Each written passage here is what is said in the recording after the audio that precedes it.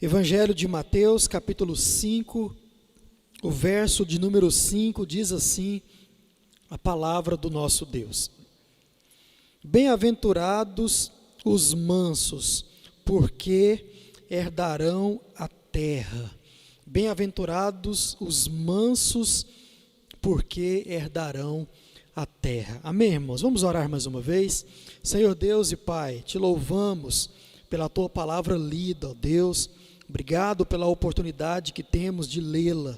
Ó Deus, nos instrua, fale aos nossos corações e, ó Deus, transforma as nossas vidas através dela.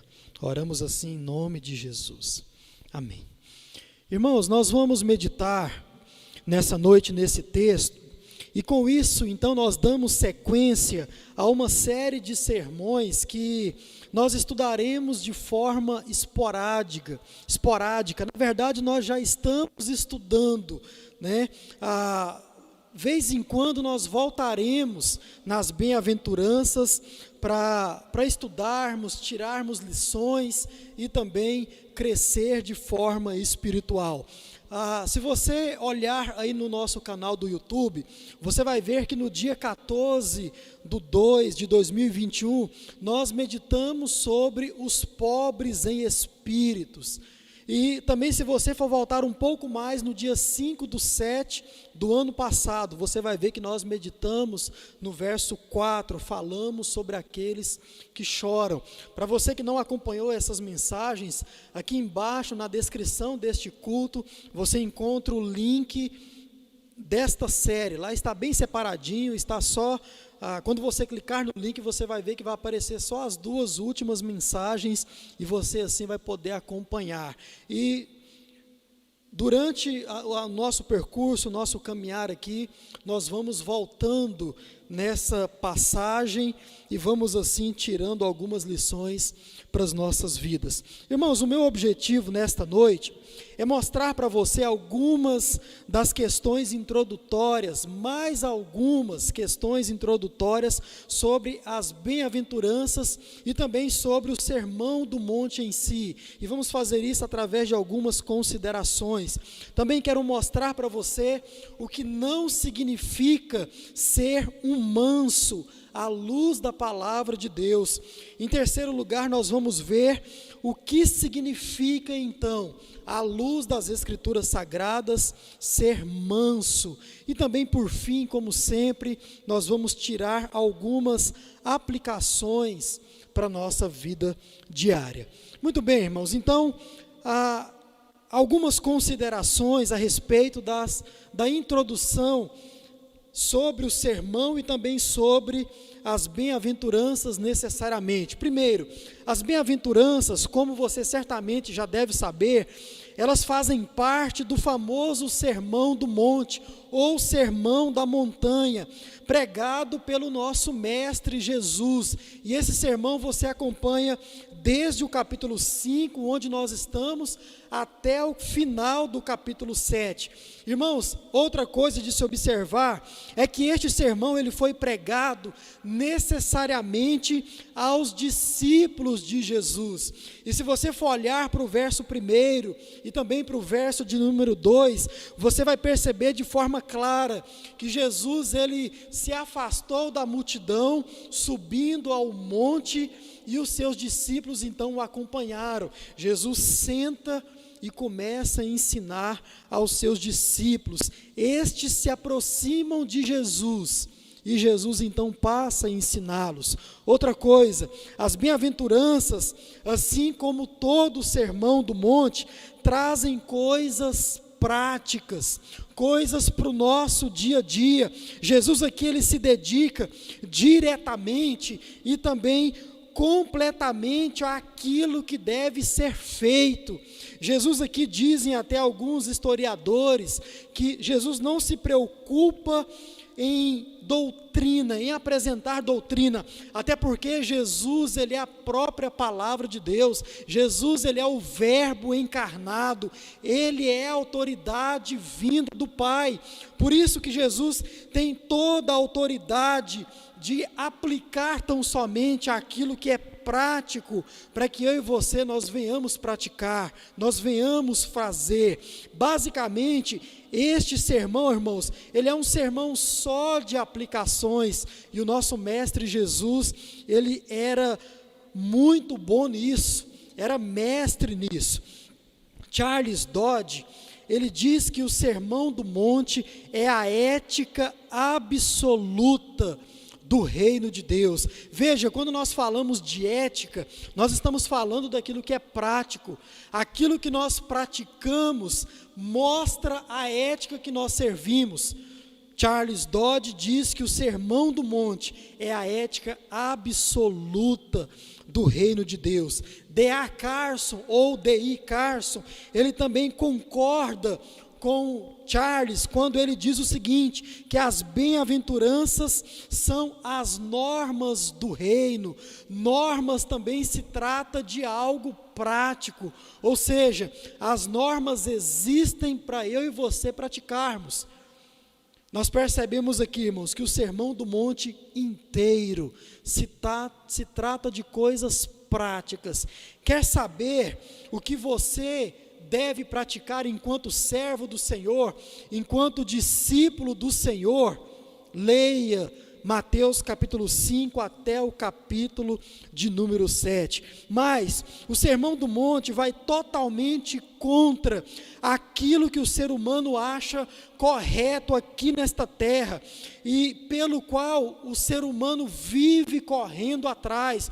Ou seja, nós achamos que algo é correto, e muitas pessoas, de forma equivocada, imaginam algo que é correto e vivem as suas vidas embasado nessas normas, nestas leis, nestas éticas.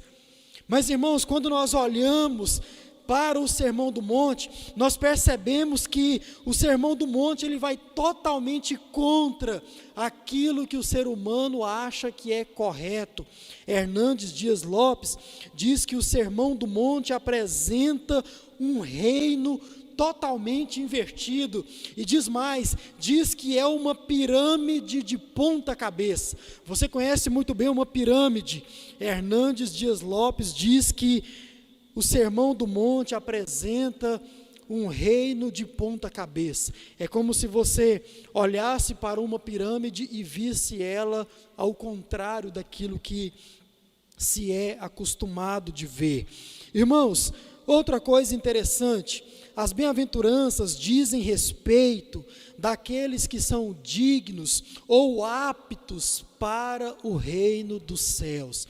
Isso é algo muito importante de eu e você percebermos ao olharmos para as bem-aventuranças e também para todo o Sermão do Monte. Ou seja, irmãos, quando nós olhamos para os seres humanos que se dizem crentes, que se dizem cristãos, é necessário que as atitudes destacadas aqui estejam ou sejam pulsantes na vida destes.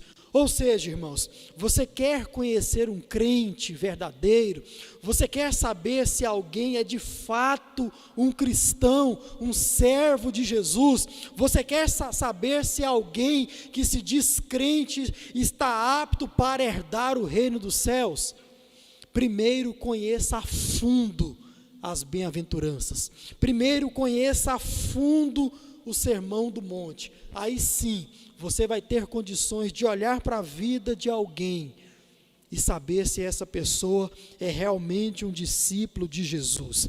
Bem, irmãos, como de costume nesta série, eu quero dar primeiro o significado do que não é ser manso, à luz da palavra de Deus. E depois nós vamos pensar acerca do que de fato é ser um manso à luz da Bíblia Sagrada. Assim fazem todos os bons expositores das bem-aventuranças, e assim também nós vamos caminhar durante esse tempo. E no fim, como sempre, nós vamos apresentar algumas aplicações aí para as nossas vidas diárias.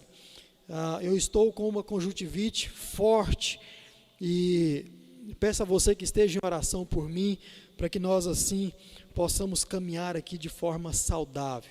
Se Deus quiser, nada disso vai ser um empecilho para a aplicação da palavra do nosso Deus. Então vamos lá, irmãos. Primeiro, o que não é ser um manso à luz da palavra de Deus? Primeiro, não é uma característica humana.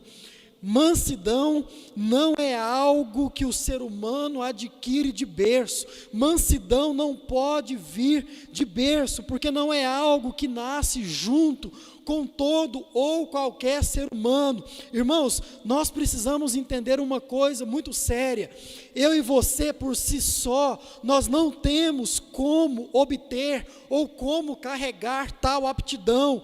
Não se trata do nosso temperamento ou tão somente da nossa criação. Quando nós falamos em mansidão à luz da palavra de Deus, nós precisamos entender uma coisa: não é algo que você, meu irmão, nem eu, nós adquirimos de berço. Isso é uma inverdade. Quando nós olhamos para a Bíblia Sagrada, nós percebemos que muitos homens de Deus possuíam personalidades fortes, possuíam temperamentos pesados. Todavia, eram homens que se tornaram ao mesmo tempo mansos. E nós vamos entender por quê. Paulo é um exemplo muito claro disso, irmãos. Quando você olha para a vida de Paulo, você percebe que Paulo tinha um temperamento forte, pesado, até mesmo violento.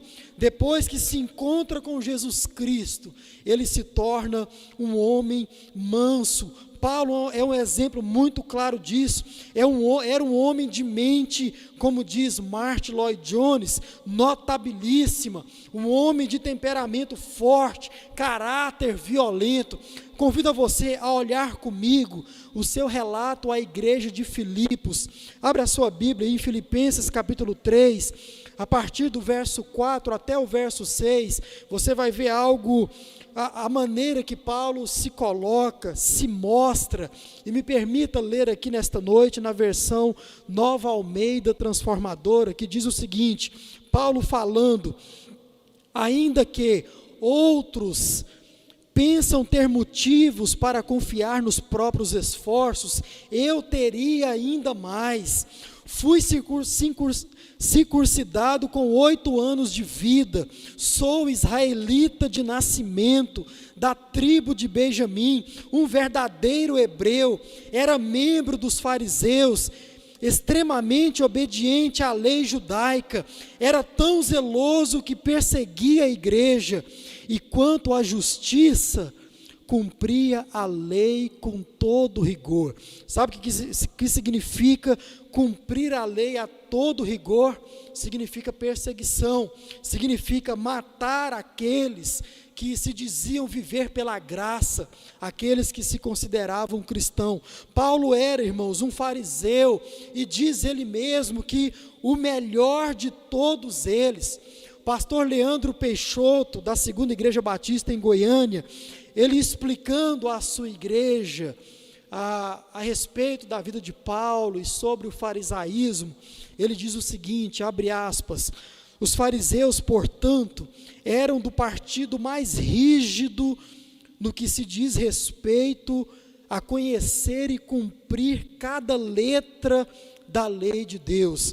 Eram bastante ortodoxos em suas doutrinas, tanto é que em Atos capítulo 23, o verso 8, você vai ver Paulo dizendo o seguinte: os saduceus, que eram outros grupos religiosos do tempo de Jesus, eles afirmavam não haver ressurreição, nem anjos, nem espíritos, mas os fariseus creem em todas estas coisas. E continua o pastor: este, pois, era Paulo, culturalmente bem formado e engajado, teologicamente ortodoxo, moralmente conservador e rigorosamente religioso. Irmãos, um fundamentalista religioso.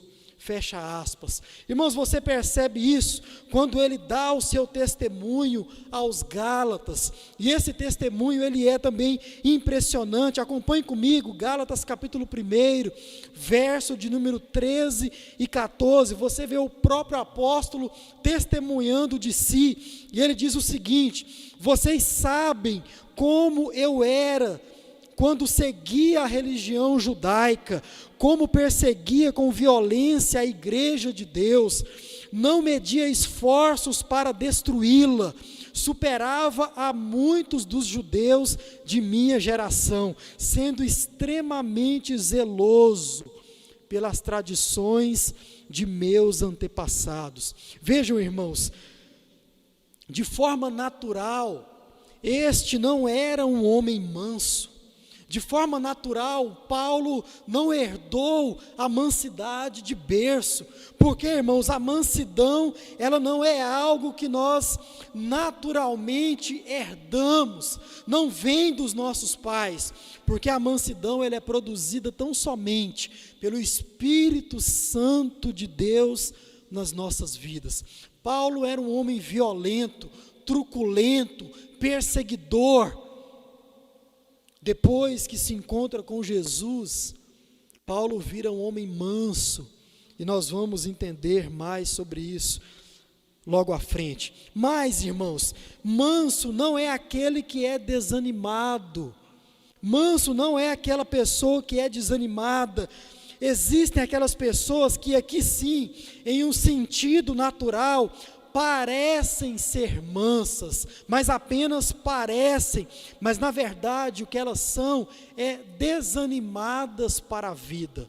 E eu tenho certeza que você, assim como eu, conhece muitas pessoas assim, pessoas que não têm ânimo para fazer absolutamente nada, pessoas que não têm ânimo para trabalhar, para estudar, pessoas que você, quando chama para fazer qualquer coisa, não, eu não vou mexer com isso não, eu não consigo fazer isso não, eu estou desanimado. Irmãos, isso não é ser manso, à luz da palavra de Deus. Muitos tendem a olhar para estes e são propícios a dizerem que os tais são mansos. Portanto, não é isso que as Escrituras estão dizendo.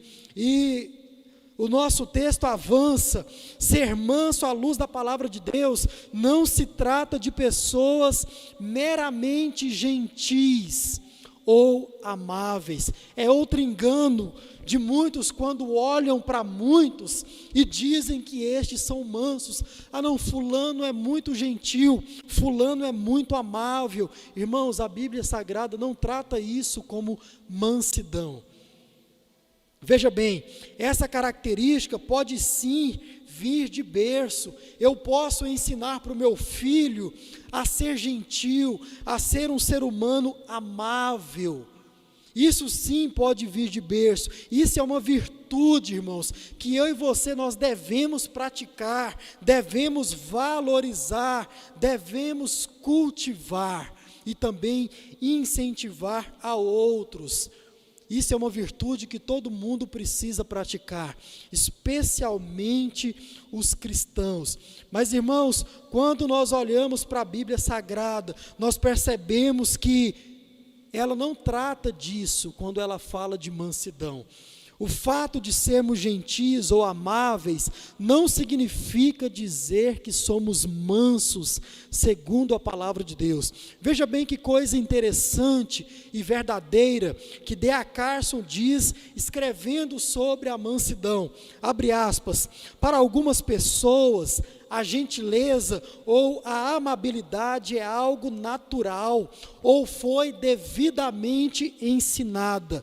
Agora veja bem, mas isso também pode se aplicar até mesmo a alguns cachorros e também a vários outros animais. Fecha aspas. Irmãos, isso é uma verdade.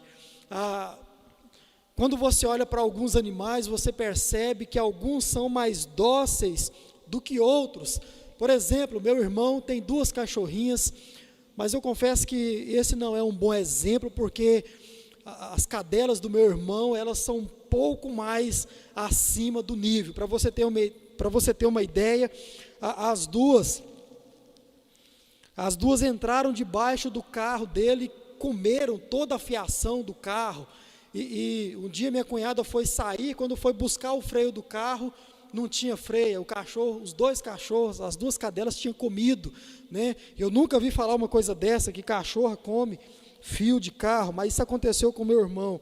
Mas quando você olha para as duas, você percebe que uma é um pouco mais dócil do que a outra. Isso é uma verdade. Isso que D.A. Carson está dizendo se aplica. Os irmãos que estão participando conosco aqui, a irmã Cássia e o irmão Elias, eles também têm duas cadelas, a Marta e a Maria. Exatamente, Marta e Maria. E hoje, fazendo uma pesquisa de campo para trazer para você, eu perguntei, irmã Cássia, existe alguma das suas cadelas que é mais amável do que a outra, ou mais gentil do que outra? E ela disse sim. Irmã Cássia, deixa para nós aí no chat, qual das duas é mais amável, é mais dócil do que a outra? E você que está assistindo vai perceber qual delas. Você percebe, irmãos, que a Bíblia Sagrada, ela não trata simplesmente a gentileza ou a amabilidade como mansidão. Não é disso que a palavra de Deus está falando. Isso sim deve ser cultivado por mim e por você, especialmente se você é um crente em Jesus. Mas quando se trata de mansidão, a Bíblia não está falando disso. Por fim, não é fraqueza de caráter ou de personalidade. E eu chamo a sua atenção para esse ponto. Mansidão não é fraqueza de caráter ou de personalidade. Irmãos, muitos têm confundido esse triste defeito e erradamente o tratam como mansidão. Irmãos, existem aqueles que estão diante do erro dos outros, existem aqueles que estão diante do pecado, dos pecados dos outros, e para não contrariar, para não causar um desconforto, acobertam tal pecado. Irmãos, muitos crentes acobertando pecados de outros crentes, para não ficar mal perante o seu aliado.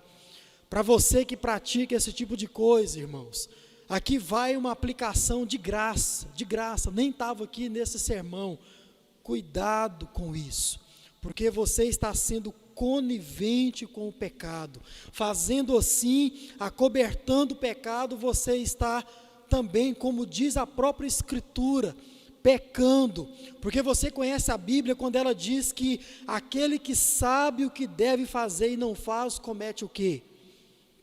Comete pecado. Aquele que sabe o que deve fazer e não faz, está pecando. E o que é que eu devo fazer então, pastor? Abra sua Bíblia aí em Mateus capítulo 18, esse não estava preparado, então o irmão vai brigar comigo, mas se possível, irmão, coloca aí na nossa versão mesmo, Mateus capítulo 18, veja bem o que diz o verso de número 15 até o verso 17, Mateus 18, de 15 a 17, vai dizer o que você deve fazer quanto a isso, irmão, com amor, com mansidão. Mas a palavra de Deus é bem clara, diz assim: se o seu irmão pecar contra você, vá e repreenda-o em particular. Ah, pastor, mas o pecado que o irmão cometeu não foi contra mim. Irmão, engano. Aquele que comete pecado, o cristão que comete pecado, ele está pecando contra Deus, contra Jesus Cristo e também contra a própria igreja. Portanto, se você faz parte do corpo de Cristo, da igreja de Cristo, também este pecado é contra você de forma direta. Entenda isso. Nós vamos ler aqui mais à frente, Paulo dando o seu testemunho para o rei Agripa. Ele diz que ele perseguia a igreja, vem Jesus, joga ele no chão e diz: Paulo, por que você me persegue? Ora, Paulo não perseguia a Cristo, Paulo perseguia a igreja de Cristo, mas perseguindo a igreja de Cristo, Paulo estava perseguindo o próprio Cristo. Aquilo que Paulo estava cometendo contra a igreja, Paulo cometia contra o próprio Cristo, porque Paulo mais à frente vai dizer que a igreja e Cristo é um só. Irmãos, nós somos um em Cristo, somos co-herdeiros juntamente com Ele, somos participantes das bênçãos do Senhor juntamente com o nosso Senhor. Portanto, aquele que comete pecado contra a igreja, contra Cristo, comete pecado contra você. Se você faz parte da igreja, e Jesus continua, se ele ouvir, você ganhou o seu irmão, mas se ele não ouvir, leve ainda com você uma ou duas pessoas, para que pelo depoimento de 2 ou 3 testemunhas, toda a questão seja decidida. E se ele se recusar a ouvir estas pessoas, exponha o assunto à igreja, e se ele se recusar a ouvir também a igreja, considere-o como gentil e também como um publicano. Irmão, está vendo quão sério é você acobertar um pecado? Agora, a coisa mais triste disso é o seguinte, porque estes que cometem pecados e são acobertados por outros crentes, olham para estes crentes que estão acobertando e dizem: esse é um manso, esse é verdadeiramente um irmão em Cristo, porque ele está me ajudando, porque ele não está me expondo, porque ele não está me repreendendo, porque ele passou a mão na minha cabeça. Cuidado, irmão, cuidado, aquele que sabe o que deve fazer e não faz, também comete pecado. Não acoberte, isso é um engano, porque na verdade isso se trata de uma fraqueza de caráter, isso se trata de uma fraqueza de personalidade, e mais, na verdade, agindo assim, os dois estão tramando, os dois estão se amotinando contra a igreja do Senhor. Isso não é mansidão. Repreenda o seu irmão com amor, na intenção de ganhá-lo como irmão, na intenção de ajudar a ele a consertar, a trazê-lo de volta para a comunhão com a igreja e com Cristo. Faça isso no nome de Jesus. Bom, irmãos, muitos equívocos existem quando tentam dar sentido à mansidão à luz da Bíblia. E nós vimos aqui que muitos desses sentidos são totalmente errados. A Bíblia não está falando disso. Então, dentre outras coisas, nada do que nós tratamos acima se trata de mansidão. Se trata de mansidão. E nós vamos ver então a partir de agora o que é de fato ser manso à luz da palavra de Deus. Em primeiro lugar, mansidão à luz da Bíblia é se entregar totalmente a Deus e às suas vontades. Irmãos, na verdade o termo grego traduzido para o português, ele dá a ideia de um animal sendo domesticado. Quando nós falamos em se entregar totalmente a Deus, nós estamos falando de alguém que foi colocado de forma total em submissão a Deus. Agora, observe o termo, ele foi colocado.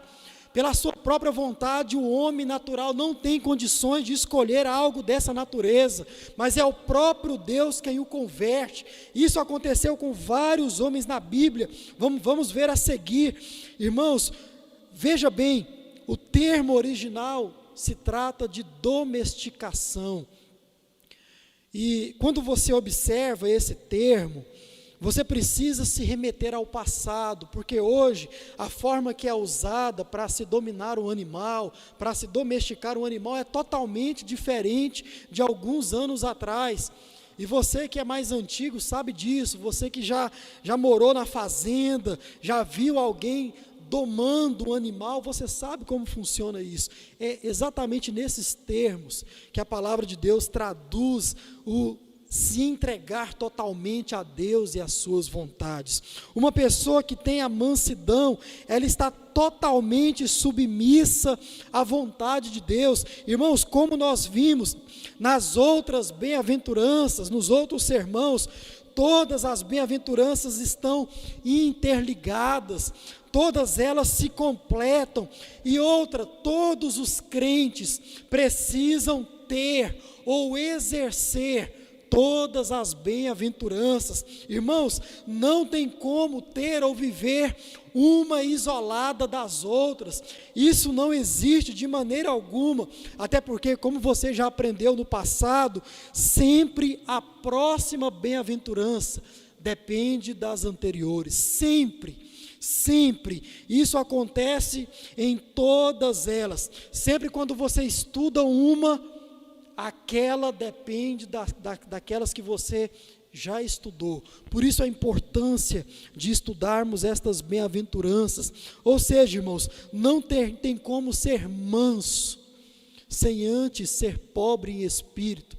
Não tem como ser manso sem antes ter a capacidade de chorar pelo próprio pecado. Meu irmão, somente quando você reconhece que sem Deus você não é absolutamente nada, somente quando você reconhece que sem Deus você sequer estaria vivo aqui prestando esse culto nessa noite, somente quando você está na condição de constante arrependimento diante de Deus, aí sim você vai conseguir se entregar completamente a Deus e fazer somente a vontade de Deus. Isso é ser pobre em espírito.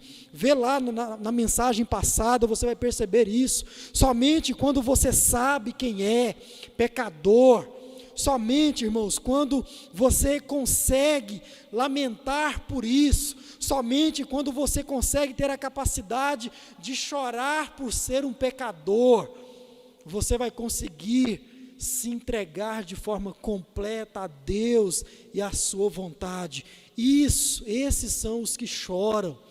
Esses são os que choram. Irmãos, nós precisamos, como povo de Deus, entender isso. Porque quando você olha também para a palavra de Deus, para a Bíblia como um todo, você percebe que em muitos homens também aconteceu isso. Paulo é um exemplo muito claro disso. Vejam novamente o seu relato aos Gálatas, agora com ênfase na primeira frase dele. Irmão, Gálatas 1, 13 e 14, novamente, diz assim: vocês sabem como eu era quando seguia a religião judaica, e os termos no passado continuam, como perseguia com violência a igreja de Deus, como não media esforços para destruí-la. Veja como Paulo era. Certamente quando ele diz essas palavras, ele está testemunhando, ele não é mais assim.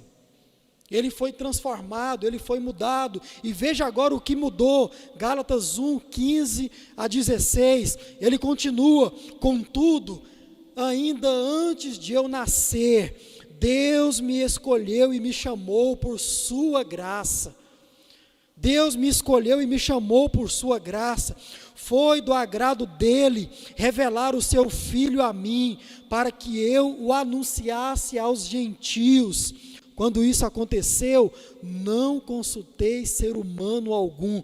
Veja, irmãos, se esse mesmo homem, no passado, antes de Cristo, ele tinha condições de dizer algo dessa natureza? Jamais. Paulo se tornou um manso à luz da Bíblia Sagrada, porque foi convertido pelo próprio Jesus Cristo. Veja bem, quando ele está diante do rei Agripa, ele resume para o rei a sua conversão. Acompanhe comigo, Atos 26, de 12 a 18. Paulo dizendo o seguinte: certo dia, numa dessas missões, dirigia-me a Damasco, autorizado e incumbido pelos principais sacerdotes. Que missões são essas que Paulo tinha? De matar os cristãos, de perseguir os cristãos. E ele continua: por volta do meio-dia, ó rei, ainda há caminho, uma luz do céu, mais intensa que o sol, brilhou sobre mim e meus companheiros. Todos nós caímos no chão, e ouvi uma voz que me dizia em aramaico: Saulo, Saulo, por que você me persegue? Não adianta lutar contra a minha vontade. Percebe, irmãos, a mudança, percebe a conversão. Não adianta lutar contra a minha vontade. Quem és tu, Senhor? Perguntei. Veja como Paulo, de uma hora para outra, se dirige a Cristo. Quem és tu, Senhor? E o Senhor então se revela a ele. Veja bem, eu sou Jesus, a quem você persegue. Agora levanta-se, pois eu apareci para nomeá-lo meu servo e minha testemunha. Conte o que viu e o que eu lhe mostrarei no futuro, e eu livrarei tanto do seu povo como dos gentios. Sim, eu o envio aos gentios para abrir os olhos deles, a fim de que se voltem das trevas para a luz e do poder de Satanás para Deus. Então receberão o perdão dos pecados e a herança entre o povo de Deus, separado pela fé em mim. Irmãos, você percebe a mudança? Você percebe como Paulo foi jogado no chão, como ele foi convertido pelo próprio Cristo, e o resultado disso está nos versos adiante. Veja bem, a partir do verso 19: portanto, rei Agripa, obedeci à visão celestial. Veja bem, irmãos, Paulo estava aqui totalmente submisso a Deus. Portanto, rei, obedeci à visão celestial e anunciei a mensagem primeiro em Damasco, depois em Jerusalém e em toda a Judéia, e também fui aos gentios, dizendo que todos devem se arrepender,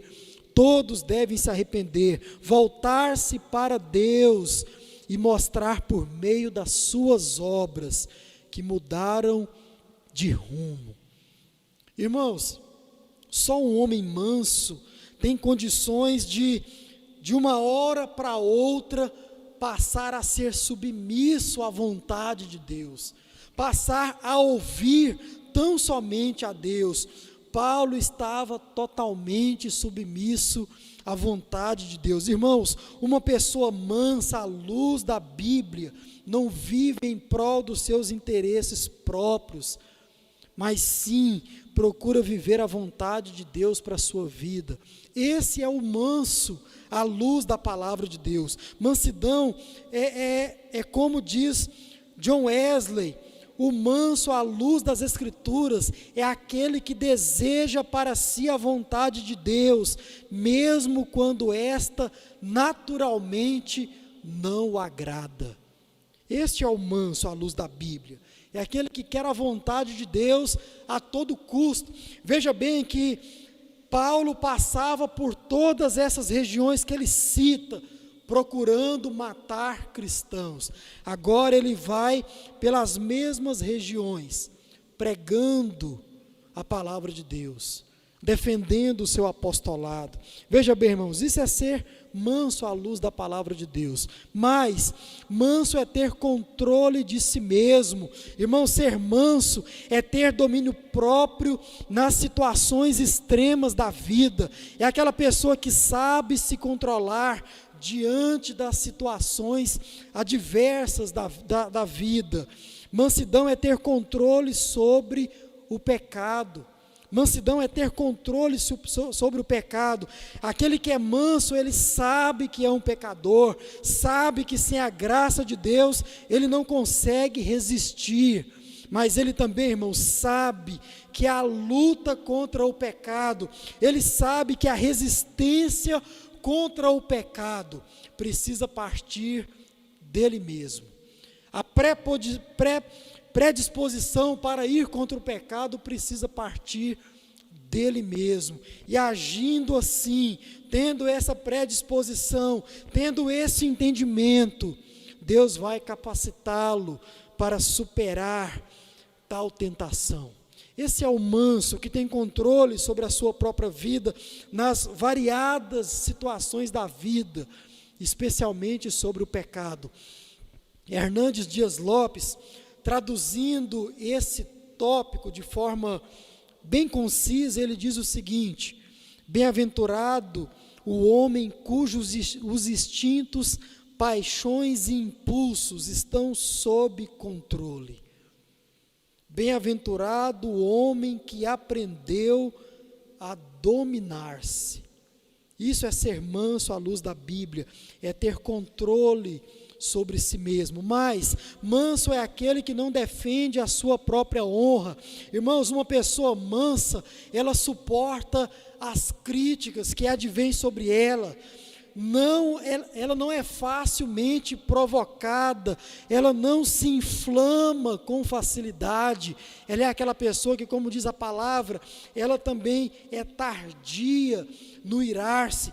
Paulo, sendo levado preso para a Itália, irmãos, ele mostra isso de forma muito clara. Nesta viagem ele passa por poucas e boas. Atos capítulo 27, você acompanha toda essa história fascinante. Veja bem, Paulo está sendo levado preso, cativo, junto com outros presos, mas você percebe que em momento algum ele procura se irar, ele procura se defender, muito pelo contrário, mesmo estando preso, irmãos, ele procura ajudar aqueles marinheiros, ele dá conselhos e diz: olha, eu acho melhor nós não partirmos agora, porque está vindo uma grande tempestade. Ninguém lhes deu ouvido. Irmãos, Paulo, ele sofreu um naufrágio. Paulo foi até mesmo picado por cobra. Em tudo ele não se irou, em tudo ele não procurou defender a sua própria honra, mas pelo contrário, ele tentou ajudar, tentou aconselhar aqueles marinheiros, e mais, ele até mesmo se preocupou com eles a ponto de lhe dar comida. Paulo chega no momento da viagem e diz: olha, vocês precisam comer, e diz o texto lá que ele parte o pão e dá para aqueles que estavam o levando cativo. Quando você olha para a vida de Jesus, ele também age da mesma forma. Jesus jamais agiu com truculência, com violência sobre os seus algozes, sobre aqueles que estavam apedrejando, sobre aqueles que estavam chicoteando, porque o manso, ele não defende a sua própria honra. Pelo contrário, Jesus orou por todos eles. Orou por todos eles. Esse é o manso. Mas manso é aquele que não reivindica seus próprios direitos. Aqui é algo curioso, irmãos. Manso é aquela pessoa que não tem a necessidade de exigir coisa alguma para si mesmo, mesmo que de forma natural tal coisa seja dele por direito. Mas o manso, ele não se vê no direito de exigir nada para si, mas manso, ele está disposto a sofrer o dano por tal atitude. Irmãos, nós finalizamos com esse ponto. O manso está disposto a sofrer o dano por ser manso. Isso é maravilhoso, irmãos, isso é desafiador, isso é difícil. Ele sabe que pode ser julgado pelos homens, ele sabe que ele pode ser não compreendido.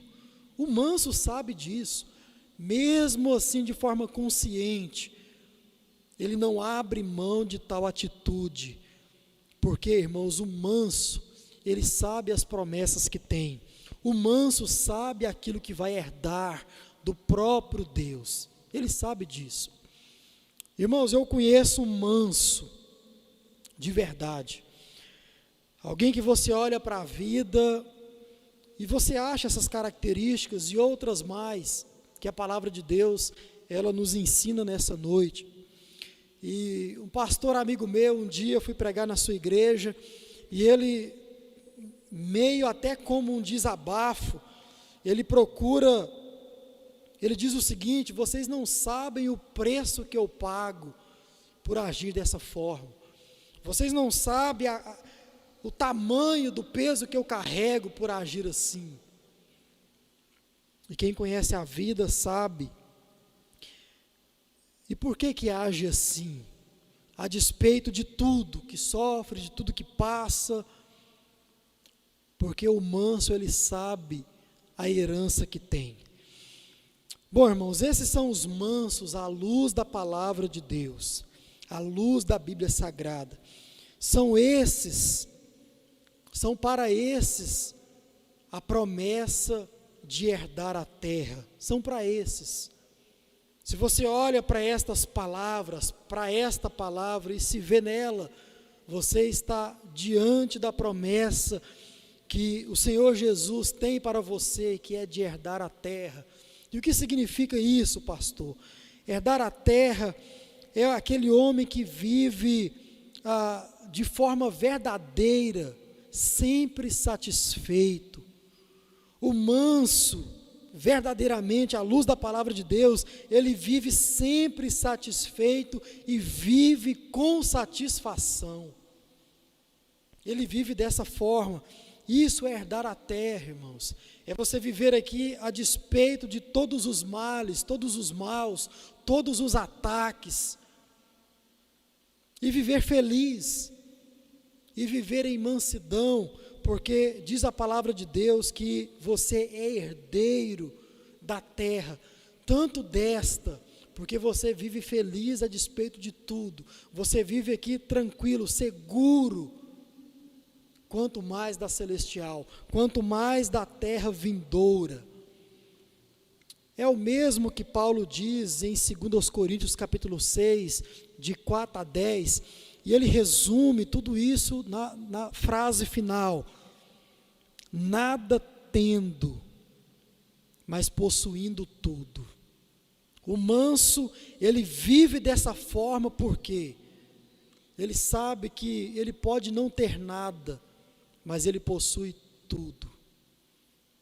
O manso sabe disso. Você que é um manso, à luz da Bíblia Sagrada, sabe que herança é essa. Esses sim são verdadeiramente felizes, verdadeiramente bem-aventurados. Esses são aqueles que têm as credenciais. Esses são aqueles que seguem as normas e vão entrar no reino de Deus em nome de Jesus. Amém, irmãos? Que nós possamos olhar para esta palavra e nos ver a partir delas. Agora eu quero colocar diante de você algumas aplicações, elas são duas, e apenas eu cito para você. Primeiro, se oponha contra o pecado, se imponha contra o pecado. Não seja você, meu irmão, conivente com ele, quer seja o seu, ou quer seja o do seu irmão. Você viu na palavra de Deus hoje o que você precisa fazer, e faça na intenção de ganhar o seu irmão, faça na intenção de restaurar o seu irmão, mas, meu irmão, em nome de Jesus, com amor, com domínio próprio, com mansidão, sendo pobre em espírito, se posicione contra o pecado, se posicione contra o pecado. Por fim, seja sábio nos momentos adversos da vida. Seja sábio nos momentos adversos da vida. Sabe por quê? Porque é nestes momentos que você mostra quem realmente você é. É nestes momentos que você mostra quem realmente você é. Talvez você viva mostrando que é um manso, mas um manso da forma que a Bíblia Sagrada não traz, não valida. E nos momentos onde você precisa de fato mostrar mansidão, aí você mostra quem realmente você é. Então, meu irmão, seja sábio nos momentos truculentos da vida, difíceis da vida.